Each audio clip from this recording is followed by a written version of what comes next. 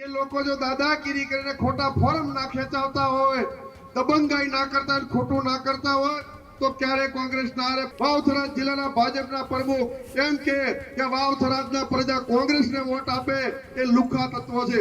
મારે એમને કહેવું છે કે તમારી ભાષા અમે નથી બોલતા। આ કોંગ્રેસ પક્ષ જ્યારે આઝાદી માટે બલિદાનો આપતી હતી ત્યારે તમારું ગોત્ર છે એ ભાજપની દલાલી કરતું હતું કે આમ તો લડે છે ગોરો છે તો તમારી ચોરોની શું હેસિયત છે કોંગ્રેસના કોઈ ઉમેદવારને કે કોંગ્રેસની જનતાને દબાવી શકો। સમગ્ર અમીરગઢ દાતા અંબાજી તાલુકાના માલધારી સમાજને વિનંતી કરું છું તમારા દીકરા તરીકે જ્યાં જ્યાં કોંગ્રેસના જિલ્લા પંચાયતના સભ્યો લડે તાલુકા પંચાયત લડે એમને ખોબલે ખોબલે વોટ આપજો।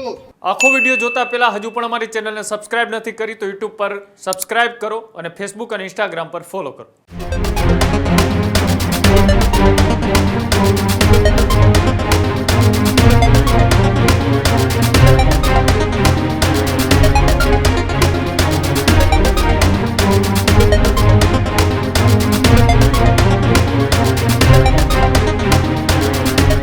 ભાજપ કોંગ્રેસ અને આમ આદમી પાર્ટી એમ ત્રણેય પક્ષો તડામાર તૈયારી અને એડીચોટીનું જોર લગાવી રહ્યા છે, પરંતુ હવે કોંગ્રેસ પણ બેઠી થતી જોવા મળી રહી છે। બનાસકાંઠામાં ચૂંટણી પહેલા કોંગ્રેસ આક્રમક જોવા મળી રહી છે।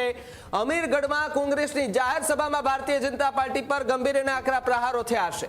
જિલ્લા પંચાયતની સીટની જે સભા છે તેના પર રાજકીય ગરમાવો જોવા મળી રહ્યો છે, ત્યારે રબારી સમાજના આગેવાન ઠાકરસિંહ રબારી ભારતીય જનતા પાર્ટી સામે લાલઘુમ થતા જોવા મળી રહ્યા છે। અમે તમારી ભાષા એ નથી બોલતા તેવી વાત ઠાકરસિંહ રબારીએ કરી।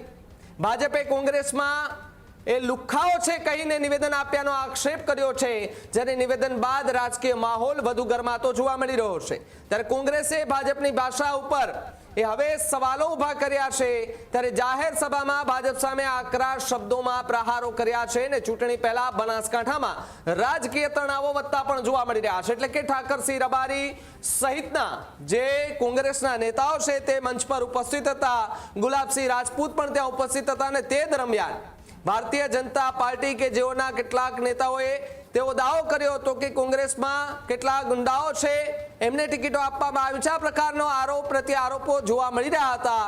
એ બાદ ઠાકરસિંહ રબારીએ વળતો જવાબ ભારતીય જનતા પાર્ટીને આપ્યો છે અને કહ્યું છે કે અમે તમારી જેમ તમારી ભાષા નથી બોલતા અને અમારે એવી ભાષા બોલવી પણ નથી। એટલે ખુલ્લા મંચ પરથી કોંગ્રેસના આગેવાનો, કોંગ્રેસના સમર્થકો, કોંગ્રેસના જે ઉમેદવારો છે તે ત્યાં ઉપસ્થિત હતા। તે દરમિયાન ઠાકરસિંહ રબારી આક્રમક અંદાજમાં જોવા મળ્યા હતા।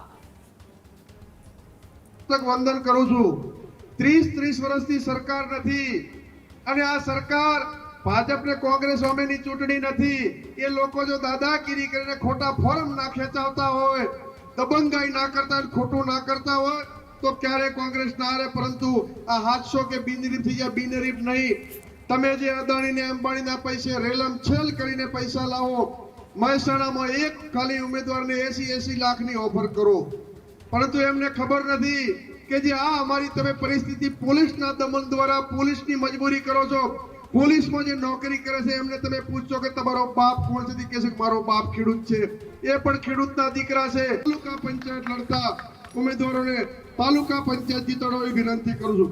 વિશેષ મારા રબારી સમાજને વિનંતી કરું છું કે આજે બે ગામ જો કે ન જઈ શકવાનું સમયના સંજોગે, પરંતુ સમગ્ર અમીરગઢ દાતા અંબાજી તાલુકાના માલધારી સમાજને વિનંતી કરું છું તમારા દીકરા તરીકે જ્યાં જ્યાં કોંગ્રેસના જિલ્લા પંચાયતના સભ્યો લડે તાલુકા પંચાયત લડે એમને ખોબલે ખોબલે વોટ આપજો। અમરાઈવાડી હોય કે અંબાજી હોય, મકાનો પાડીને વેર વિખેર કરી દીધા, ઘર બાર માલધારી સમાજને કરી દીધો, એનો બદલો લેવાનો સમય આવ્યો છે। 26મી તારીખે એનો બદલો લઈ પંજાના નિશાન ઉપર બટન દબાવી અને માલધારી સમાજના જે મકાનો પાડ્યા છે એનો બદલો લેવા 26મી તારીખે પંજાના નિશાન ઉપર ભારી મતદાન કરો એવી વિનંતી કરું છું। કરો કોઈ ભાજપે પણ આજથી સુધી કોઈ ભાજપના આગેવાને હેમાબા સામે ઓંગળી નથી કરી।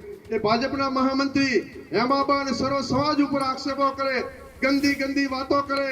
વાવથરાજ જિલ્લાના ભાજપના પ્રમુખ એમ કે વાવથરાજના પ્રજા કોંગ્રેસને વોટ આપે એ લુખા તત્વો છે। મારે એમને કહેવું છે કે તમારી ભાષા અમે નથી બોલતા।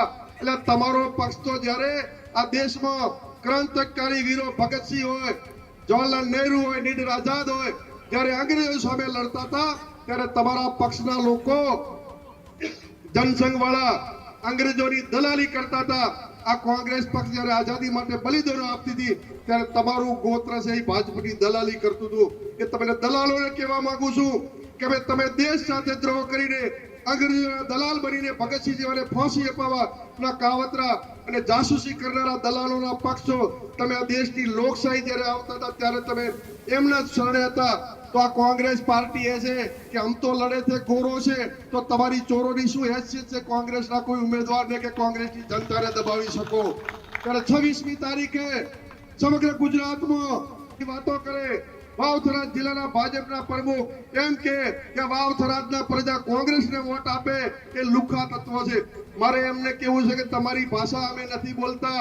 એટલે તમારો પક્ષ તો જ્યારે આ દેશમાં ક્રાંતિકારી વીરો ભગતસિંહ હોય, જવાહરલાલ નહેરુ હોય, નીડર આઝાદ હોય, જ્યારે અંગ્રેજો સામે લડતા હતા ત્યારે તમારા પક્ષના લોકો જનસંઘ વાળા અંગ્રેજોની દલાલી કરતા હતા. આ કોંગ્રેસ પક્ષ જ્યારે આઝાદી માટે બલિદાનો આપતી હતી ત્યારે તમારું ગોત્ર છે એ ભાજપની દલાલી કરતું હતું. એ તમને દલાલોને કહેવા માંગુ છું કે ભાઈ તમે દેશ સાથે દ્રોહ કરીને અંગ્રેજોના દલાલ બનીને ભગતસિંહ જેવાને ફાંસી અપાવવાના કાવતરા અને જાસૂસી કરનારા દલાલોના પક્ષો. તમે આ દેશની લોકશાહી જ્યારે આવતા હતા ત્યારે તમે એમના જ શરણે હતા. તો આ કોંગ્રેસ પાર્ટી એ છે કે આમ તો લડે છે ગોરો છે, તો તમારી ચોરોની શું હેસિયત છે કોંગ્રેસના કોઈ ઉમેદવારને કે કોંગ્રેસની જનતાને દબાવી શકો? ત્યારે 26મી તારીખે સમગ્ર ગુજરાતમાં જનતાએ નક્કી કરી દીધું છે. ગુલાબસિંહ, આ જ પ્રકારની તમામ અપડેટ જોવા માટે ન્યૂઝરૂમ ગુજરાતને લાઇક, શેર અને સબસ્ક્રાઇબ કરવાનું ભૂલતા નહીં.